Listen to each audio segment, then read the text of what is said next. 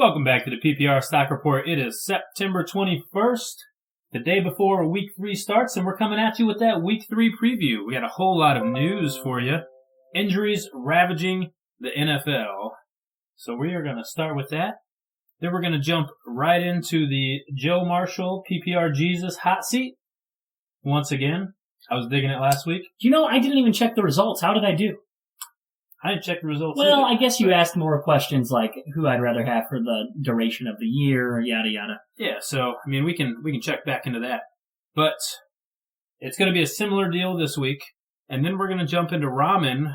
It was a little bit closer this week than last week. Not that it was a blowout last week, but we were neck to neck this week. Spoiler, I won. Man, where's the tension? Where's the build-up?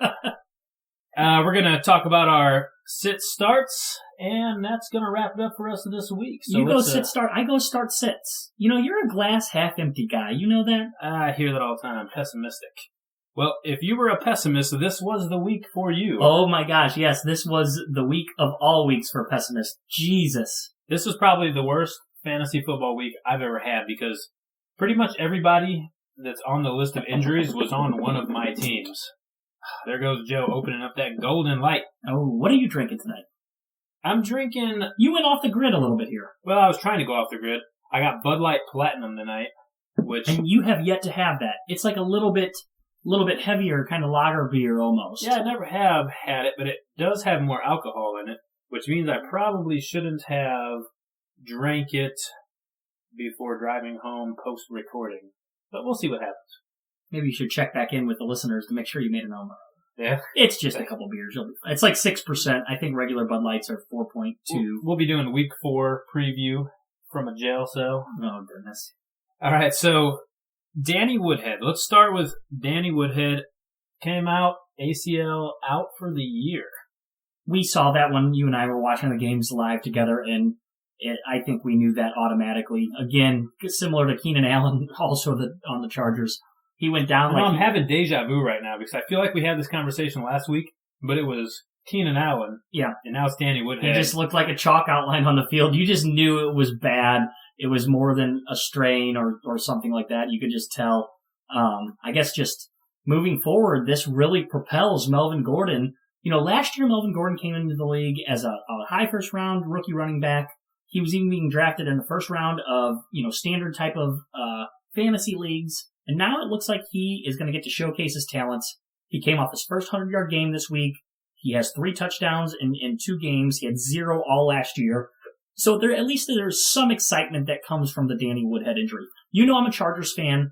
You know that I've mentioned, my love for Danny Woodhead. But I did tell you also that I strongly believed that we would never really get to see what Melvin Gordon was truly made of because the Chargers wouldn't get away from Danny Woodhead. I think to be successful, they're going to need more of a back like Melvin Gordon that can run some clock, get some tough yardage, not a scat back that you basically throw little passes to in the third and fourth quarter when you're losing. Hey, I agree with you 100%, but apparently the Chargers do not listen to this podcast.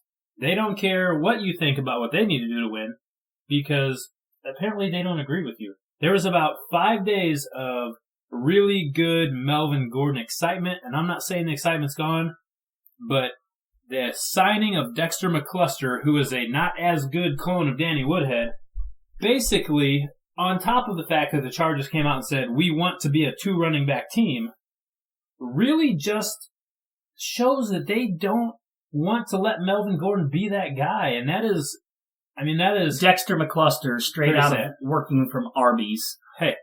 He's going to be the highest paid Arby's man on the planet. He's not going to be Danny Woodhead. He's not coming in doing Danny Woodhead stuff.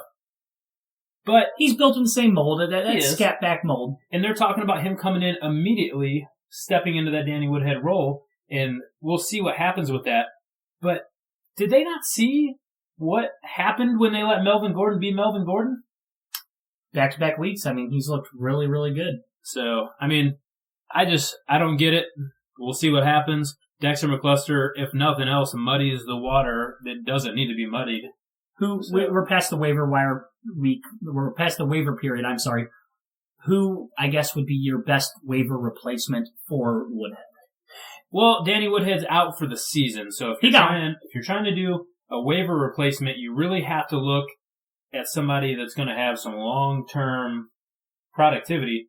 The initial thought is going to be Jerick McKinnon, which we're going to talk about the AP injury. Sure. But you've got a similar situation there now with them bringing in Ronnie Hillman. So as far as a long-term, off-the-waiver wire solution, I'm not sure that there is one right now. You kind of got to hope that you get the right guy. McKinnon probably has the best chance of being that guy. But, I mean, for right now, it's kind of just Band-Aids just to see what happens. AP, we just talked about him. He went down hard as well. And, that was another one. It just looked really bad. They came out, the NFL being the NFL, the Vikings just being a regular NFL team saying, hey, there's a chance he plays this week. Oh, grow up, Peter Pan. Yeah. There's no way that, I get it. He's a freak specimen, but he's also not a 28-year-old freak specimen anymore, and his knee fell off. So I realized when I saw him go down that I still harbor a lot of ill will towards him beating up the little kid. Did you fist pump? I found a little bit of joy in that injury, and I'm not that way towards the NFL players. I really appreciate and respect what they do. It's, my biggest level of enjoyment or entertainment is watching football, so I never wish injury on any of these guys, but for whatever reason, there was just a little mini fist pump when he went down.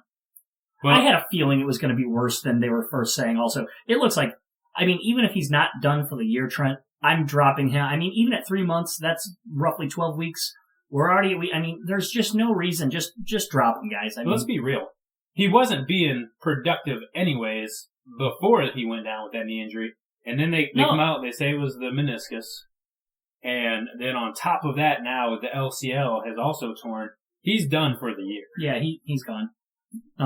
And I don't want to hear people blame the quarterback play at Minnesota for Adrian Peterson's performance, because if you look at his numbers ending the year last year, including the playoffs, he was terrible then also.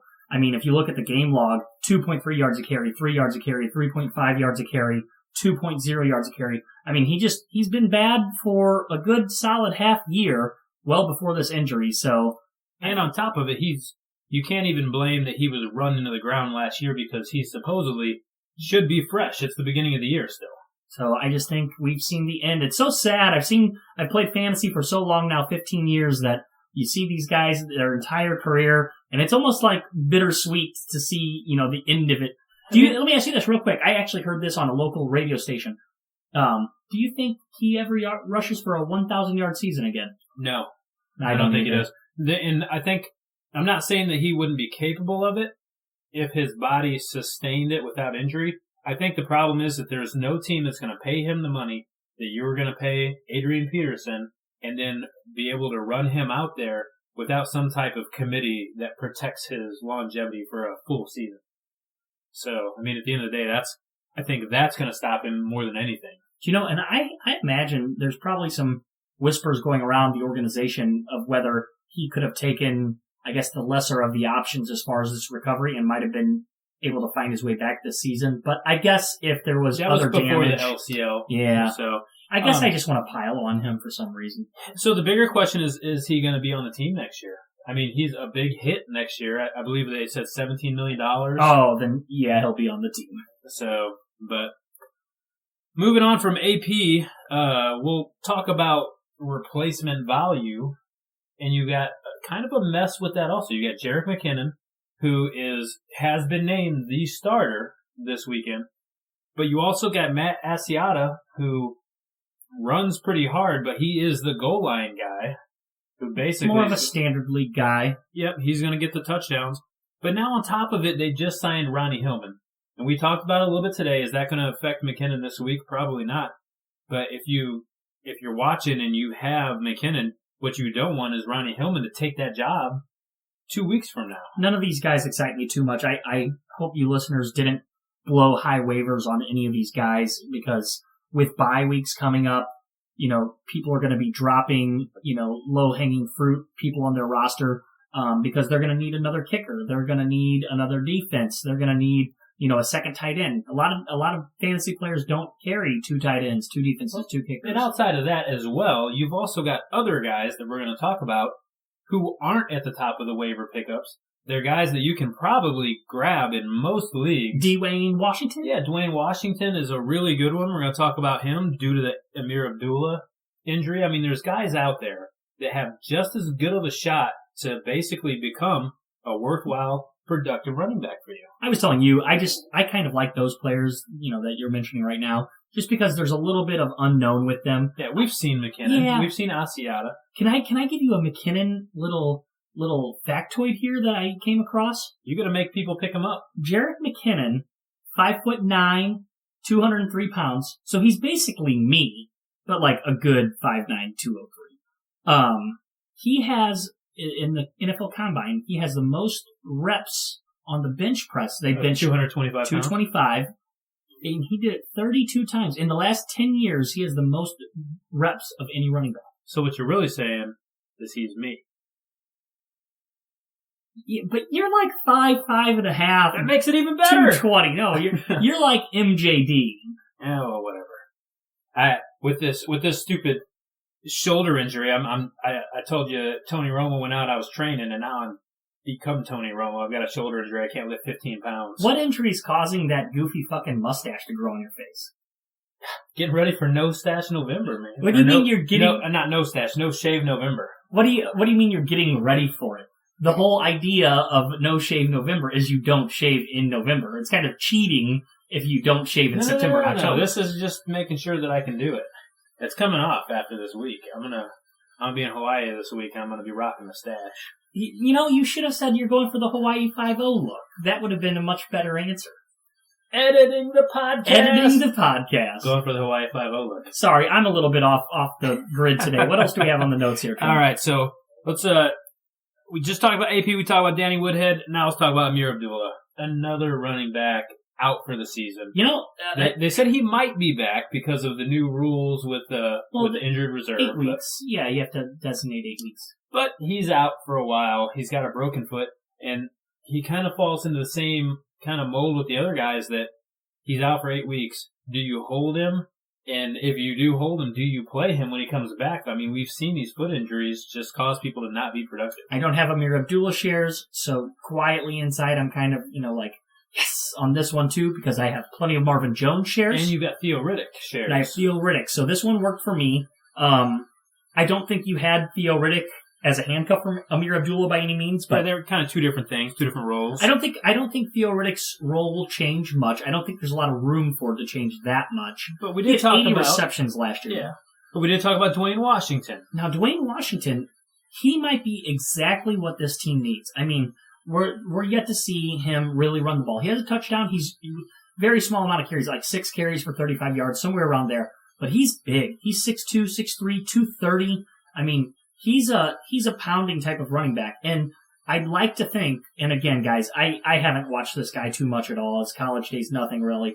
But just with that size, I'm hoping that he can stay in there and block also for Stafford. So who knows? He's a guy, he has the size, he has the physical tools where he might carve a large role out in this offense. Death, taxes, and Arian Foster getting a soft tissue injury. I'm sure if you have Twitter, you've seen that. Hilarious. But that's because it's true. Arian Foster out again. His dick fell off. He went down with a groin injury. He's supposed to be out at least a few weeks. The problem in that is that if you got Foster, you probably tried to get a JI. We talked about it, and that was probably not an easy thing to do because the cost was but weird. I bet by now you had probably dropped him. Because if you drafted in late August, I mean, the news really just got terrible on JI. He ended up going like AWOL. Got any better. Yeah, it got terrible. So even if you did have a JI as a handcuff, I'm sure you dropped him by the end of week 1. If you drafted him, you dropped him, and then you probably scrambled last week to get him on the waiver wire yesterday. No, I hope not. What do you think about that? I'm crossing my fingers and hoping that the Kenyon Drake ends up being the guy. I can tell you that a JI is a guy that was on waivers, and I was the number 2 waiver.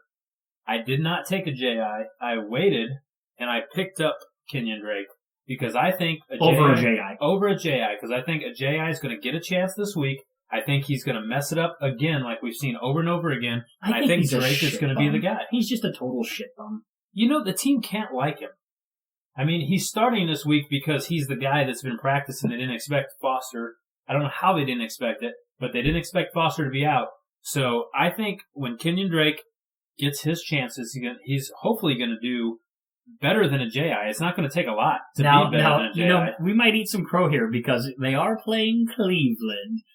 Hey, game script could go the way, Miami getting up, and maybe they let him run the rock. I could run on Cleveland with his bum shoulder. Yeah. So, but just to piggyback on that, if a J.I. doesn't produce against Cleveland, you probably are going to see Drake start getting more and more chances. Now, just listen to this. Foster goes out last week. A J.I. comes in. He ran 5 times. He only picked up 14 yards, and he fumbled. A lost fumble. Oh, yeah. Kenyon Drake comes in. He ran it twice. He only got 2 opportunities. Got 12 yards and a touchdown. So, I mean, just in a small sample size, he already looks better. Now, a J.I. did catch 4 passes for 31 yards. We don't know really what Drake's going to do in the passing game. We don't know what's going to happen with that. Drake started from the bottom, and now he's here. Yeah, I mean, you can't be in a better spot right now if you're Drake, unless a J.I.'s dick falls off next week. The other Drake is inside of Rihanna right now. He's in a little better spot. Yeah, I mean, I guess there's that. But moving on. Doug Martin. This makes you a little sad. It was funny, man.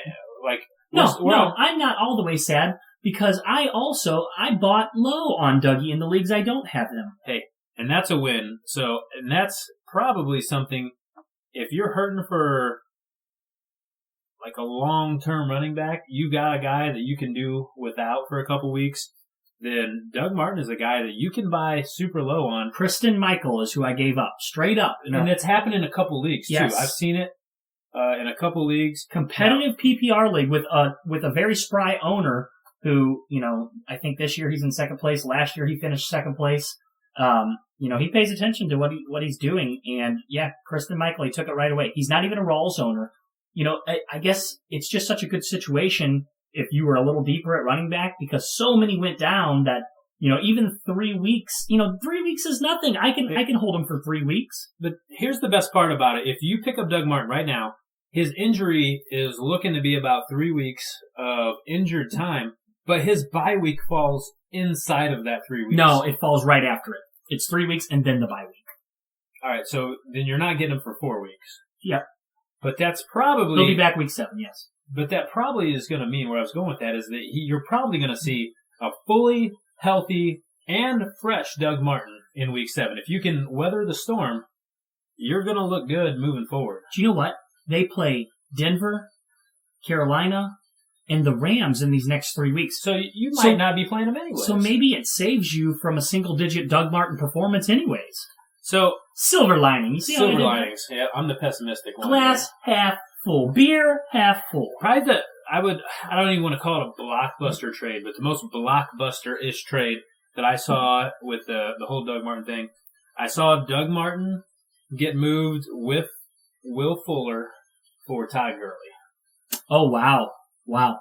So even with Dougie missing a few weeks? Yep. Gurley owners are jumping ship.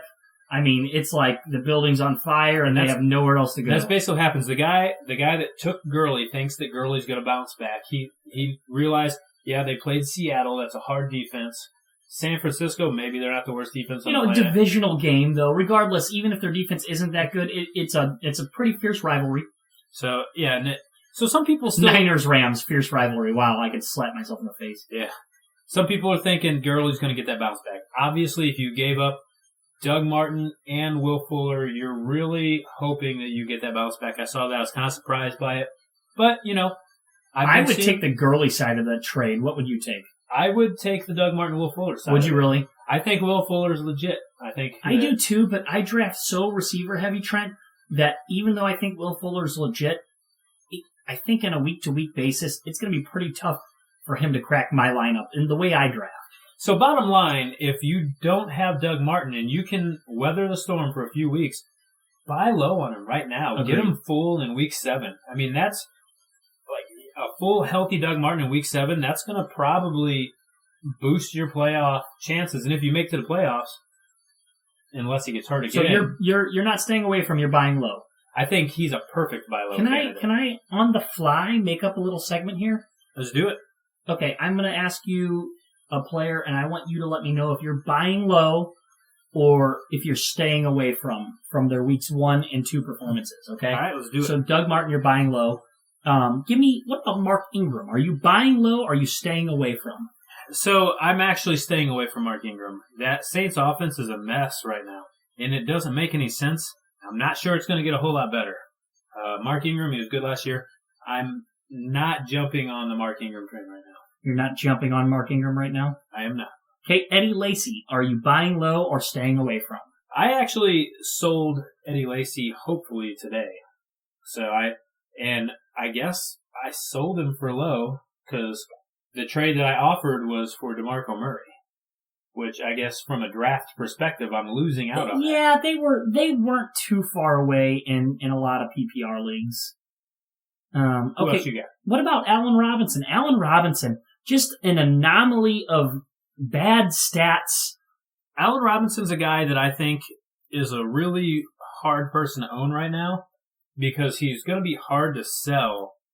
You're not going to get more for him right now, I don't think, than what he's getting you, which is so. Are you saying there's points. Just you don't think he's a buy low opportunity because of name or what? Yeah, I don't think he's a buy low. Okay, look at these stats here. This is kind of what I'm talking about, Trent.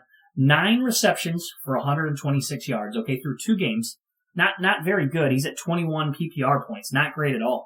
But you look at the splits of these stats through the first 3 quarters of both games. So 6 quarters of football, the first 3 quarters of both games, he has 1 catch for 8 yards. So that being said, I did get a 1-for-1 trade after week 1 when Dez put up 1 point. I got rid of Robinson and got Dez. Okay. In 1 league. Okay, there's my other guy. I'm saying right now, Dez Bryant, buy low or stay away from. I'm buying low on Dez Bryant. I think that you saw a night and day contrast with the chemistry between Dak and Dez. And I think Dak Dez is going to start blowing up. I think this might be the week against the Bears. This has got it. Yeah, prime time. It's Sunday night game. I'm kind of feeling it. I'm feeling Dak it. Dak hasn't had a actual passing touchdown yet. I calling it right now. His first passing touchdown is going to be probably a 25-yard bomb, which Vegas would bet against me because I put a little stat on Twitter today. He is 0 for 5 throwing farther than 20 yards. But I think him and Dez are getting better. I think he's going to tuck it right in that end zone. Dez's little specialty, 25-yard touchdown pass. Okay. And I think he's going to open the floodgates. That's pretty fucking specific. I know. It's going to be like Vegas odds. All right. Last one here. Buy low, stay away from Rob Gronkowski. If you can buy low on Gronk, buy low on Gronk. And I guess buying low on Gronk would be any other tight end. I guess even giving up Olsen would be buying low on him. What about that? I'm doing another segment, this guy or that guy, but would you give up Olsen for Gronk right now? There's not a tight end in this league that I would have over Gronk. Okay. I get it, Gronk's hurt, and, we're going to talk about him later. He's one of my guys that I'm going to sit this week if he plays, but I don't trust him this week, but he's still Gronk. I kind of hijacked your hosting duties. Let's get back to these notes. All right. So, yeah, we got a lot of notes. So many people got hurt. We already talked about Danny Woodhead. We talked about AP, a little recap. We talked about Abdullah. We talked about Foster. We just talked about Doug Martin. Ugh. Jay Cutler. Let's just be quick on Jay Cutler. All right, we just talked about Jay Cutler. Yeah. Let's be quick on Jay Cutler. He's such a dickhead, that guy. The best part of the Jay Cutler injury is that Jay Cutler got injured. Yeah. He's out 2 to 3 weeks, the thumb injury. But, and this is me, if it was Joe, it would be less censored. But Jay Cutler goes back with his little thumb injury, shaking his hand. Yeah. And one of his other players looks him right in the face, and you didn't have a mic on him. So like a large lineman type guy, big guy. You couldn't hear it. But he looked him right in the eyes and said, "Man, the F up." Yeah. He didn't say F, but yeah. And, oh man, it was clear as day with the lip reading. You don't have to be a professional lip reader, but Chicago Brass is happy about this because they are vying for the number 1 pick. They are definitely in contention for the number 1 pick. And they're you know what? So bad. Good on Chicago. I think that was a heady signing with Brian Hoyer in the offseason because honestly, I think you're getting 85% of Jay Cutler production at least with Brian Hoyer. Look at what DeAndre Hopkins was able to do. So, maybe that's kind of the biggest takeaway from this is if you're an Alshon owner, just hold the line. I'm not jumping ship from Alshon because of a goofy Jay Cutler injury. That running back situation has really proven to be a mess. Jeremy Langford went from 96% of the snaps played in week 1 to 60% in week 2. They don't know what the hell they're doing there. Hold on to Alshon. Hoyer will be able to get him the ball. Funny watching Cutler get hurt. All right. So Gronk looking to miss week 3. You read that Gronk is looking to play week 3. Yes, your notes say missing. I'm reading that I think he's going to play. And it's very similar to last week, though. Half the people saying he's going to play, half the people say he's not going to play, and then he doesn't play. Heads or tails. Yeah, just flipping a coin. That's the NFL this year. I mean, it kind of sucks, but the bigger question, though, is if Gronk plays, do you play him?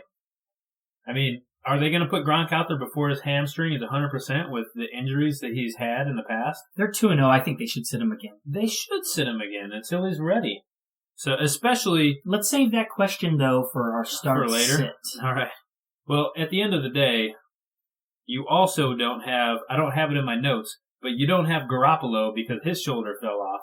And when he went down, it looked way worse than it turned out to actually be. Very similar to the Gronk news, though, is that I'm reading that the New England organization. Gosh, I've only had 2 beers. They are putting a lot of pressure on Garoppolo apparently to play, and kind of citing that Brady has played through the same injury. It just doesn't make much sense. I mean, they're 2-0. Brady's coming back in 2 more weeks. I mean, what in the world? Well, I mean, there's only so much that Mr. Brissett can do, anyways. So I have heavy shares of Edelman, not really intentionally. I got him in very bargain places, I felt, in the draft. But he was a quarterback in college. I hope they just put him in the Wildcat and he gets me 40 or 50 cheap rushing yards. That'd be awesome. All right, Chris Ivory. Nobody knows what happened to him. Nobody. Last week, 37 question marks behind his name. Yeah. This week, 45. It's the same thing. Now, he is practicing, so that's good. But they still haven't released anything on why he was in the hospital. I'm still going stripper injury. Yeah, a recap. He just goes to the hospital. He's in the hospital for 2 days, gets out. Like 4 or 5 days later, he's not playing in an NFL football game. And, so the rumors that I heard and that make sense are either an appendix burst, which, that's a serious thing. You're in the hospital 1 or 2 days. The shroud of secrecy. So that leads into the next one, is there are a lot of people thinking it's the MRSA, that maybe he had a staph infection, and then the team isn't going to want that to get released, because you remember that happened in, was it Tampa Bay last year, and it was such a big deal. So, hey. That makes a little sense. Go to the hospital, get taken care of. You have to be in the hospital for that. You get your antibiotics for, a day or 2, and then you take them home, you take your antibiotics, and you're good to go. They said he didn't have a surgery. It was not related to his calf. So it would make sense if he had a MRSA staph-type infection. I don't know. I agree. That one, actually, I understand some secrecy.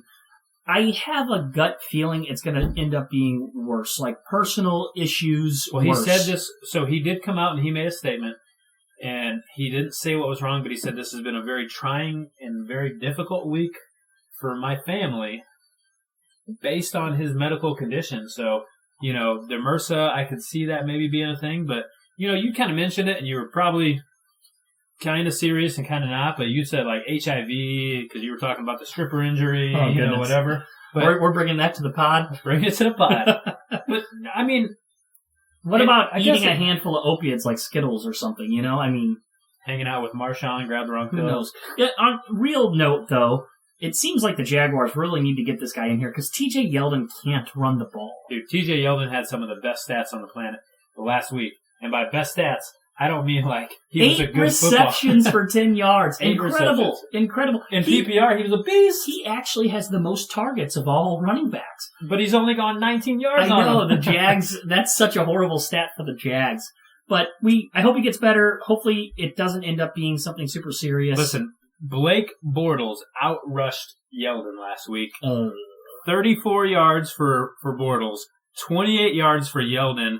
and Bortles had 4 less attempts. Let's move on from all things Jaguars right now. They make my head spin. They make me happy. Just how bad they are. So I have the numbers memorized, and you can tell the listeners I'm not looking them up.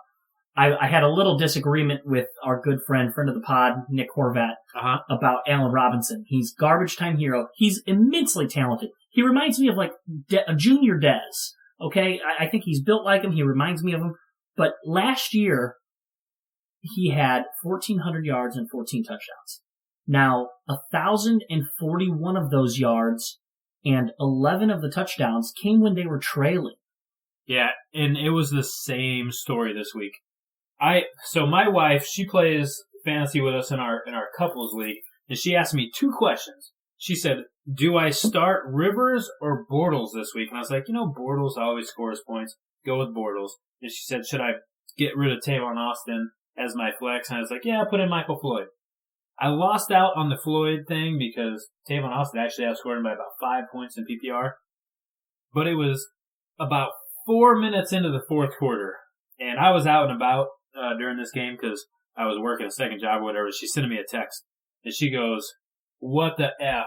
And I was like, "What?" She goes, "Rivers has like 30 points right now. Blake Bortles has 1. And then she sent me a little GIF file of Simon from American Idol rolling his eyes. It was pretty hilarious. But then, like 15 minutes later, she texted me and she's like, Bortles ended up with 24. Yeah, and it was like 5 minutes of actual game clock. I was kind of monitoring that as well. I was going against Bortles, and I saw the same thing. 1 point, 4 minutes into the fourth, and he ends up with 24 points. I was screaming into the pillow like a freaking crazy person. Got beat because of that. I did. In 2 quarterbacks. I did, yes. Well, I also lost Garoppolo after a quarter and a half.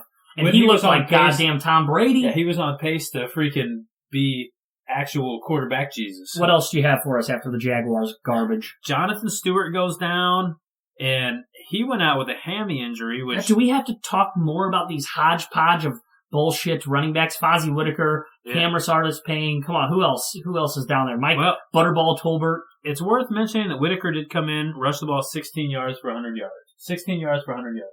He did 16 times rushes for 100 yards. Man, we did mention this as high alcohol percentage. 6%. I'm on number 5. Oh my goodness. All right. So Whitaker, he looked pretty good. He is the only guy that I spent a waiver on, and that was in my 18-team league because I just really needed a running back to hold me over till next week when Le'Veon comes back. That's a different 18-team league. That's a complete different beast. In the real world, though, Fozzie, if you can pick him up for free, hey, grab him, see what he does.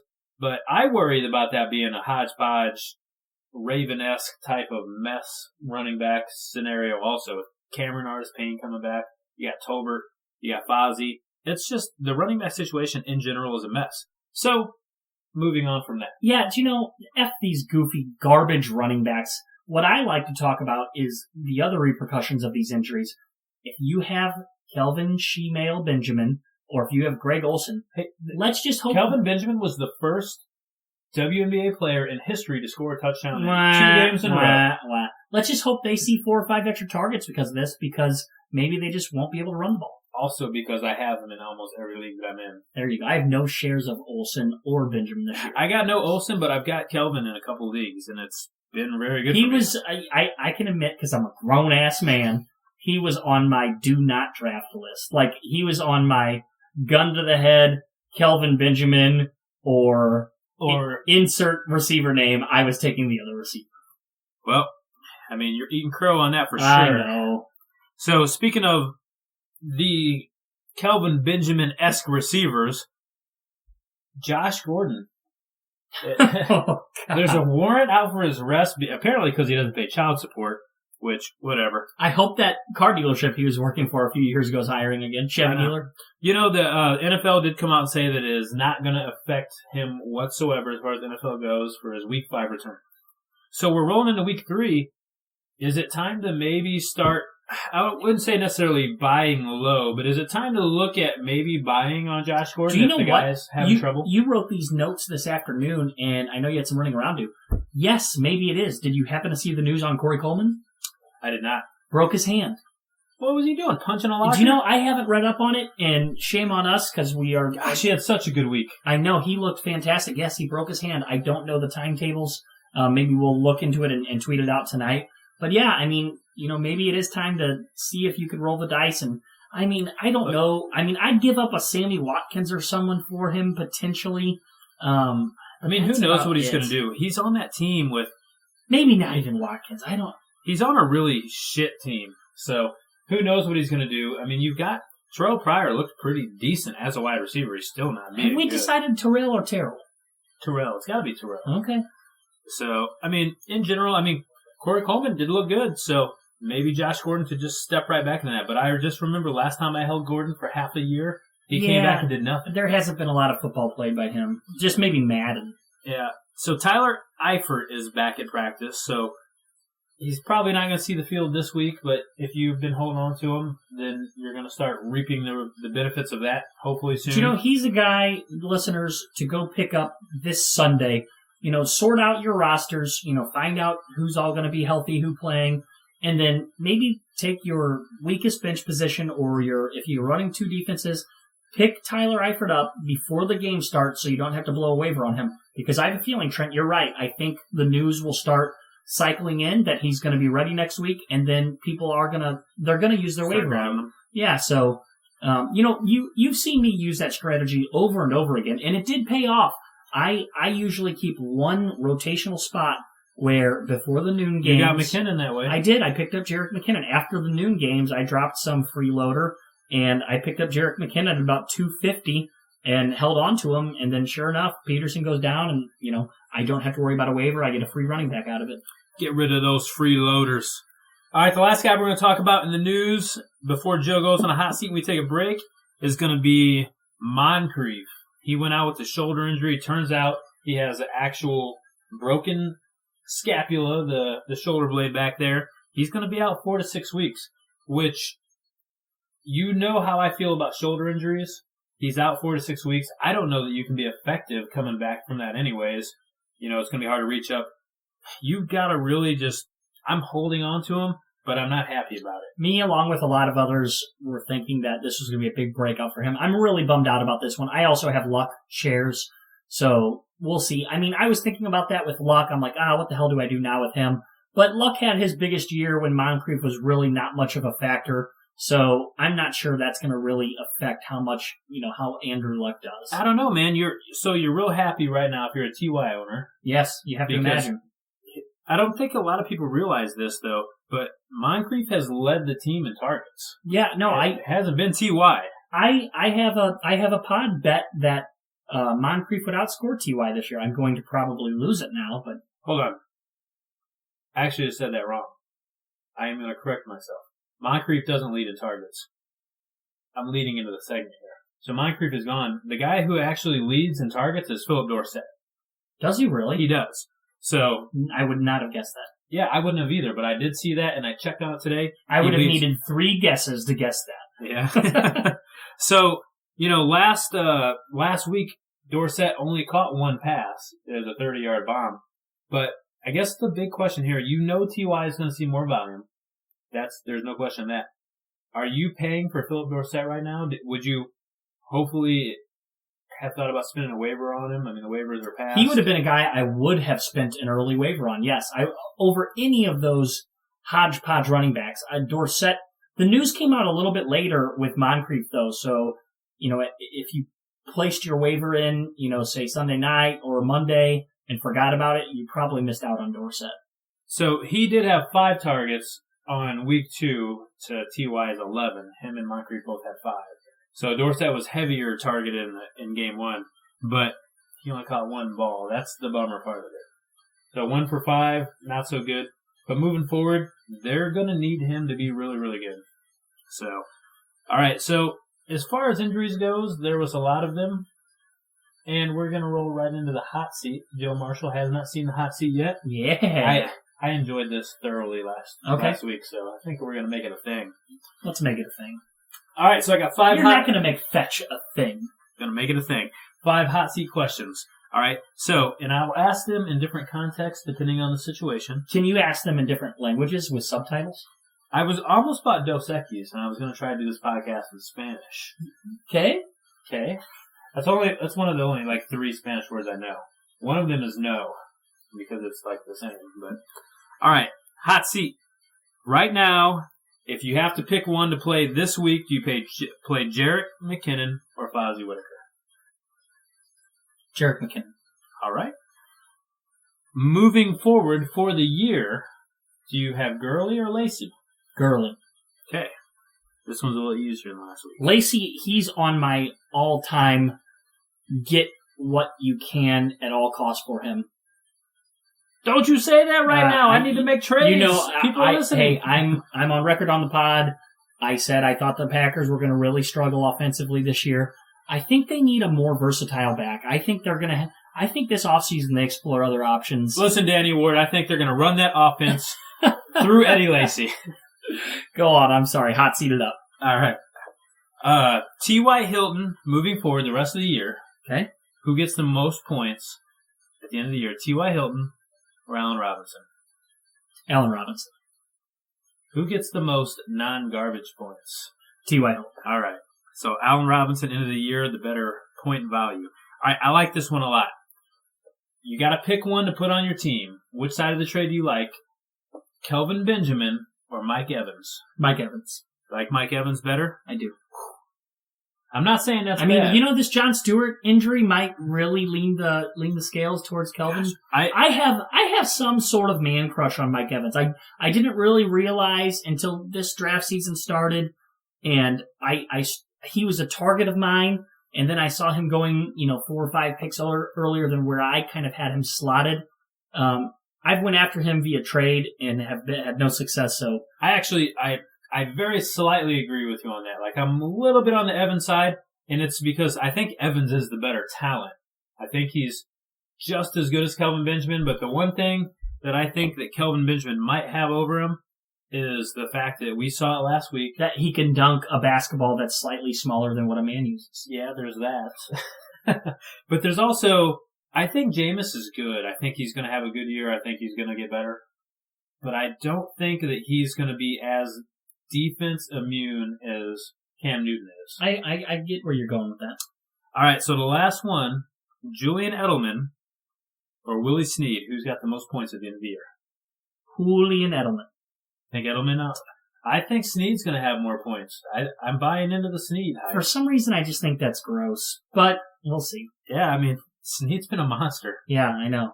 All right, that's the hot seat. We're going to go ahead and take a break. When we come back, we're going to jump right into ramen.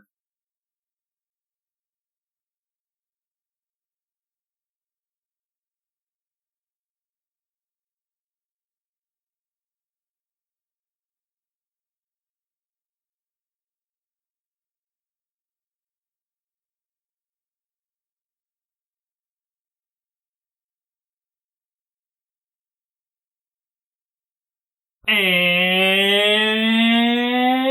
we're back. Look at you go, bud. You're all grown up. I had to work my lungs out for 3 weeks just to get that.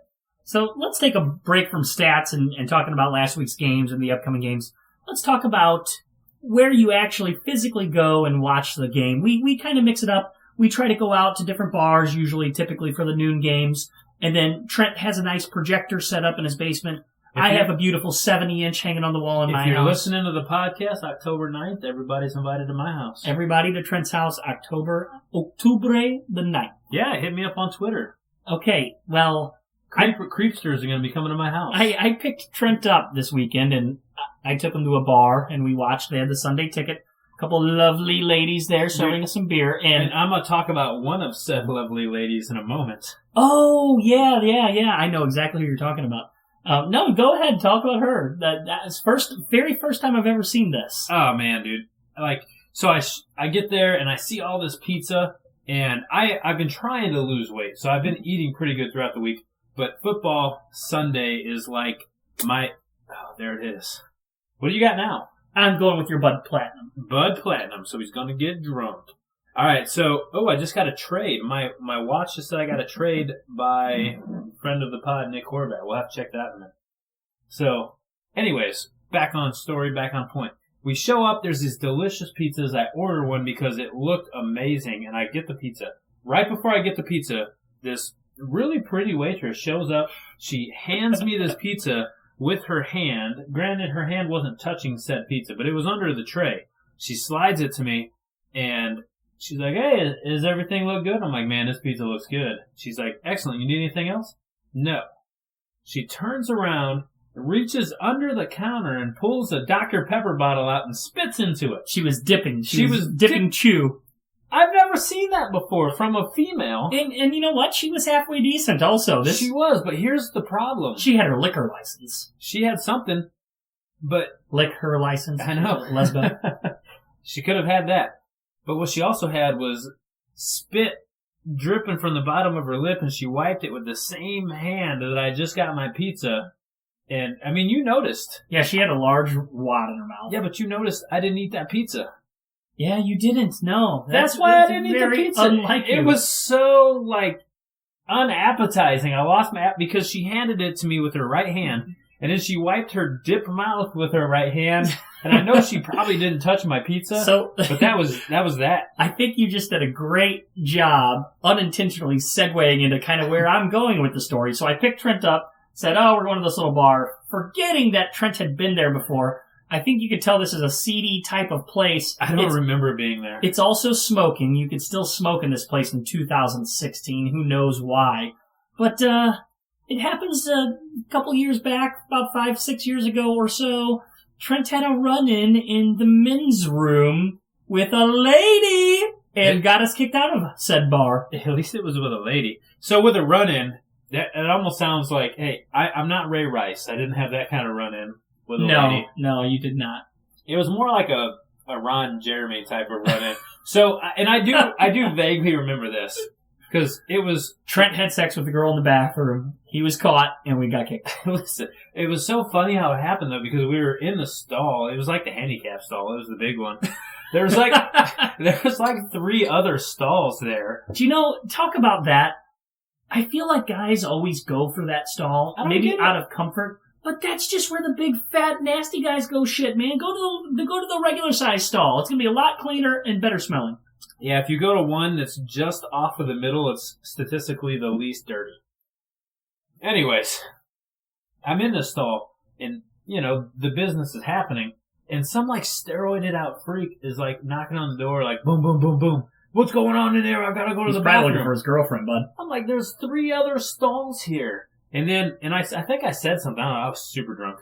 But then next thing I know, he kicks the door open like it's a goddamn action movie. And I'm not a small dude. I put my arm up and I was still right in the middle. I didn't miss a beat. But I put my arm up and I'm trying to hold the door closed. And this guy folded me over like I was a piece of paper. And he comes in, he's like, "Oh." That was his voice. And next thing that was his O face? Oh. But there was one of the workers that was sweeping the floor or something in there saw, and he's like, "All right, you guys gotta go." Yeah. Damn it. Good times. I forgot all about that. Yeah. So that's Bobby's place. Bobby's place in Valley Park, Missouri. Yeah, people have a little bit of class, a little bit of trash. A lot of trash. People having sex in the bathroom.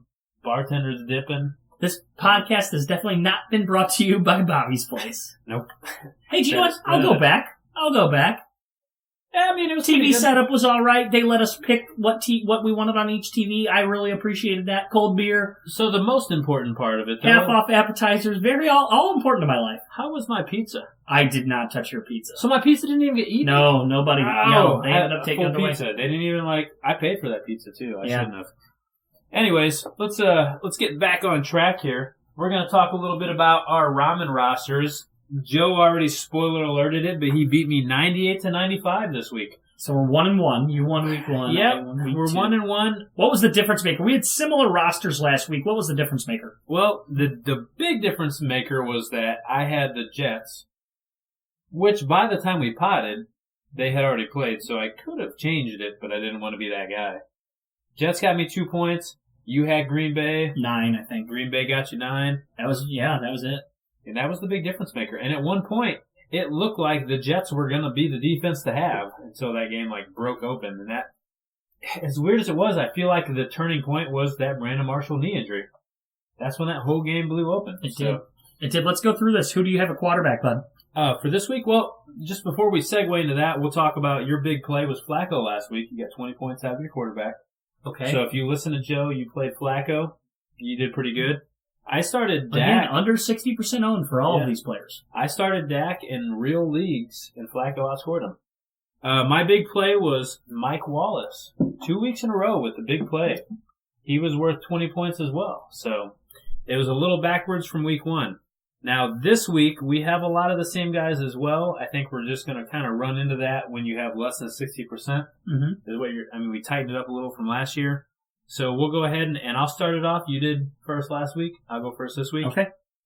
Quarterback, I've got Tannehill versus Cleveland. I believe you do as well. I do. I think that pretty much for the rest of the year, anybody that's in front of versus Cleveland is a quarterback you're going to roll out there. Yeah. So, there's really not a lot else to say about that.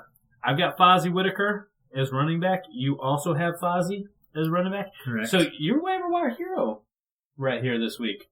You've got Fozzie and you've got McKinnon. I do not have McKinnon. It's all about opportunity. It is. I told you before I wasn't crazy about these guys wasting early waivers, but as far as the Ramen roster is concerned, you have to pick people who are under 60% owned.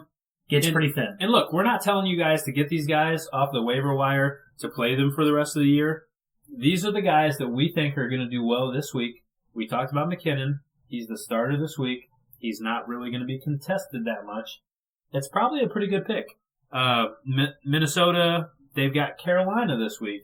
That's maybe going to be a little I'm hoping they're losing tougher. and it's check down city. That's my hope. And if it's check down city, it is not going to be Asiata time.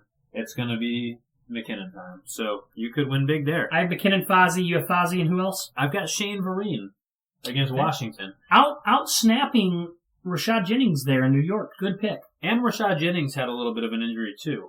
So hand or wrist or yeah, I think he hurt his hand. Am I making that up? No, he had something. Vereen is like the guy this week. I don't think that Rashad is going to be out this week. It's worth monitoring. Keep your Twitter eyes open. But I've got Vereen doing well. He's also playing Washington. Give me your three receivers. Your three receivers. Who do you have? All together. All right. So I got Terrell Williams once again. I got Tajay Sharp once again. And I'm very sad that I have to say this because they should not be owned in less than 60% of leagues. If you're listening to this, you should have one of them if they're out there. My surprise, I never thought he was going to be in any roster of mine once again, Victor Cruz. He looked good. Hey, do you know what? Maybe very good sneaky pick. Are you thinking Odell gets shadowed by Norman? That's what they're saying, and maybe to take a little pressure off, they go Cruz? Is that kind of where you're going with that one? I mean, we'll see what happens, because what we've seen so far really is Norman isn't moving across the field. So if they're smart... I did read that Washington's going to dedicate him to Odell. And that will probably... I would almost imagine the NFL said that has to happen. No. Everybody's going to watch that because everybody wants to see what happens. Yeah, that's must-see TV. That's definitely must-see TV. I have Philip Dorsett. I have Sammy Coates. I think Sammy Coates finds one of these long catches that he's been getting week after week, and he hits the end zone with one of them. And then I also have Tajay rounding out my receivers. I really like that Tajay. A little bit of a down week this past week. But, 7 points. Yeah, but he's the number one there. So, as far as your tight ends go, you've got Dennis Pitta. Gosh, he had a week, didn't he? Yeah. And there's really no reason they to can't think run the goddamn ball either. I love tight ends on certain teams that don't have like a traditional running game. I've got Jordan Cameron. He actually looked good. He did commit his weekly terrible drop, so he should have had even a better week. But he looked real good last week. He's got Cleveland this week. I think Jordan Cameron gets another touchdown this week. And you know what? His old team, players tend to step up against their old team. Who's your sexy flexi? Sexy flexi, Philip Dorsett. You already talked about him. We talked about him a little bit on the pod. Team needs him to step up. I think he's got to do it this week. I'm rolling with Mohamed Sanu. And then I have the Jets defense at Kansas City. It's a road game. I usually try to stay with home teams. And that Kansas City offense has been pretty terrible. Yeah. You got to remember, Kansas City scored pretty well. You were at the game, week 1. They had that 21-point comeback. That shouldn't have happened. No. I mean, that was that was a team that really just looked like they kind of thought they had the game in the bag. Chargers were a little deflated after Keenan Allen went down. The game flow really changed. I'll tell you what, I think Revis, he has Macklin. I think that's a little bit better matchup for Revis. He's going to bounce back. So Revis Island open for business. I think so. And it's not even as much about Revis as it is Alex Smith. I mean, if Macklin gets behind Revis, I don't think Alex Smith can make him pay because he can throw the ball like 27 goddamn feet. Yeah. 18 yards max. Yeah. So he's like Dak. Dak can whip the ball. Dak's been inconsistent, but Dak has the arm strength. Alex Smith does not have the arm strength. I mean, legitimately, he does not throw the ball past 20 yards. So he's been taking quarterback lessons from Peyton Manning. Yeah, Peyton Manning last year, weeks 1 through 5. All right. Well, let's finish off the ramen. I've got Miami. I think Miami... It's a great one. Man, Miami might be worth double-digit points this week against Cleveland. You've got to keep in mind, Cleveland... No Corey Coleman either. No Corey Coleman and a third-string quarterback. Yeah. I picked them up. I used waivers on them, actually. Not high waivers. I was 8th, I believe, out of a 10-team league and 6th, and I picked Miami up in those 2 leagues, and then this morning I woke up and they were still a free agent in another. Scoop? Yeah, I actually missed them in ramen. I didn't go far enough down. They were only like 30% owned. They are not very owned, and they're going to do well this week unless some crazy stuff happens. You know who the defense... It's not a defense you can pick up. The defense to have this week, I think, has got to be Houston against New England with their Brissett. But you got a similar situation. The whole reason I point that out, Miami is a similar situation. You got a third-string quarterback that's not going to move that offense. And, I mean, a high school team can play defense against Cleveland this week. So, all right, we're going to go ahead and round out the episode with start-sits. We're going to do it a little bit different this week. Joe has 2 starts, Joe has 2 sits, and I have 2 for you as well. Okay, yeah. Let's go ahead and start with Joe. Kind of piggybacking right off of ramen. One of my starts, I wrote it down without even seeing your ramen, was I'm going Miami defense. They're attainable. They're a team that you're not starting every week, but this week they're going to eat big time against Cleveland. Man, if they don't, then... So, as odd as it was, you had that shootout last week, and you had the Jets defensive coordinator get fired. Bills. Okay. Rick Roman, yeah. Still weird. If Miami's defense doesn't eat this week against Cleveland's third-string quarterback, their defensive coordinator needs to get fired. Well, it was the Bills' offensive coordinator got fired. Man, I just butchered that whole shit. That's all right. This podcast brought to you by Bud Light You Platinum. are looking a little foggy-eyed. You might have to sleep in our extra bed here. I've had 6 of these. I know. I'm waiting for that salsa your wife is cutting up right now. Those are strawberries. It's all good. My other start this week, Golden Tate. He's coming off a poor week last week. Amir Abdullah out. That's, let's say 6-7 targets there. I think Golden Tate against Green Bay, he really doesn't have a great history against them. I'm just kind of thinking this game, I think Green Bay gets a little bit more on track this week, and I think Detroit maybe is coming from behind. So I'm hoping Golden Tate sees, 7-8 catches. Well, you got to think there's more catches to be had because Abdullah was a catching guy as well. He's a passing running back. Who you starting on that ass? I'm starting Blunt. If you got LeGarrette Blunt, you're rolling with Blunt. You roll with Such an easy joke. He jumped over a human being. That was awesome. That was really cool. He's a talented dude. He was a talented dude at Oregon. I mean, he just was always kind of getting into bullshit or whatever, but he's a good player. My favorite NFL play in the world prior to last week was when Antonio Brown jump kicked a kicker. Mm-hmm. But I watched LeGarrette Blunt real time jump over a standing, almost upright human being NFL player. LeGarrette Blunt is a large man also. That gives me hope. It gives me hope. Who's your number 2? Tannehill. Tannehill. If you see that there is kind of a little bit of a pattern here, it's that Cleveland is terrible. We're picking on Cleveland. Hey, you know what? You have the NBA champions, guys. The Cavaliers won a championship. It looks like the Indians are playing really good baseball. So let us pick on your Browns. Sorry about it. Can't be good at everything. All right, I'm sitting this week. I'm sitting Jeremy Macklin going against Revis. Are you a brave soul? You were talking about it. Macklin's been, man. I wouldn't say Macklin is like matchup proof per se, but gosh, he's got to be close. And we'll see if the Jets shut him down. I mean, this is going to be an important game for him as far as... Listen to my words coming out of my mouth. I'm sitting Jeremy Maclin. All right. I'm also sitting Sammy Watkins. This one might not be overwhelmingly crazy. I was still surprised to see he was started in about 70% of leagues as of right now. So it's not overwhelmingly like crazy, but it has to be said. Yeah, you can't start saying he's going against Patrick Peterson. Guess what, guys? Patrick Peterson travels. He's going to follow Sammy Watkins unless he deems him basically not healthy enough or spry enough for him to follow. Patrick Peterson is so good, I made him a running back in Madden. I won the championship. I bet you could. He's an athletic freak, man. I really like him. All right, I'm sitting Tyrod this week against Arizona. Okay. Tyrod, he's not started in all the leagues, but there are people with this no quarterback theory. I'm one of them. I have Tyrod in a couple leagues, and I'm sitting him every single week. I think you're going to see Arizona do the same thing to Tyrod that you saw them do to Winston last week. Okay. They're going to shut him down. The other one, you might be a little surprised. We kind of foreshadowed it a little bit, but I'm sitting Gronk. If he goes. If he plays, I'm sitting Gronk.